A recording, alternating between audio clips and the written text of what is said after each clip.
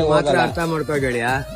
ನಮ್ಮ ಭಾಷೆನ ಬೆಳಿಬೇಕು, ನಮ್ಮ ಕರ್ನಾಟಕ ಉಳಿಬೇಕು. ನಿಜವಾದ ಕನ್ನಡಿಗರು ನಾವಾಗಿರ್ಬೇಕು. ನಮಗ್ ಸೇರ್ಬೇಕಾ ಗೆಳೆಯ? ಖಂಡಿತ ತೀಟೆ ಇದ್ರೆ ಎಲ್ಲಿದ್ರೂ ಹುಡಿಕೊಂಡ್ ಬರುತ್ತೆ.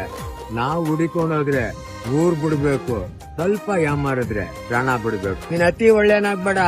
ಯಾಕೆ ಅಂದ್ರೆ ಅತಿ ಒಳ್ಳೆನಾಗ್ಬಿಟ್ರೆ ಜನಗಳು ನಮ್ಗೊಂದ್ ಬಿರುದ್ ಕೊಡ್ತಾರೆ, ದೇವ್ರಂತ ಮನ್ಸ ಅಂತ. ಆಗ ಅವನ್ ಯತ್ನೆ ಮಾಡ್ತಾನೆ.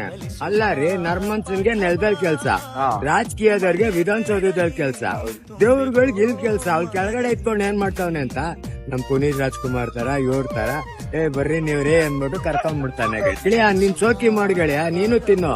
ನೀನ್ ಬಿರಿಯಾನಿ ತಿನ್ನು, ಬೇರೆಯವ್ರಿಗೆ ಬಿಳಿಯಾನ ಕೊಡ್ಸು. ನೀನ್ ಬೀರು ಕುಡಿ, ಇನ್ನೊಬ್ಬನ್ ಒಂದ್ ಬಾಟ್ಲು ನೀರ್ ಕೊಡು. ನೀನ್ ಊಟ ಮನೇಲೆ ಮಾಡು. ಇನ್ನೇನ್ ಕೈ ತೊಳಿಬೇಕು ಅಂದಾಗ ಆಚೆ ತಂದು ಹಿಂಗ್ ಹೋದ್ರು 2 ಅನ್ನದಗಳು ಕೆಳಗ್ ಬೀಳುತ್ತೆ. 4 ನೋಣ 3 ಇರ್ಬ ತಿನ್ಕೊಂಡು ಹೊಂಟೈತೆ.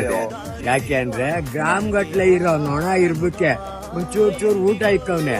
ಗೆಳೆಯ 50 kg ತೂಕ ಇದ್ದೀವಿ, 5 ಅಡಿ ಉದ್ದ ಇದ್ದೀವಿ. ನಮ್ಗೊಂದಷ್ಟು ಟಿಕ್ಕೇರ್ ಹಾಕಿಲ್ವಾ?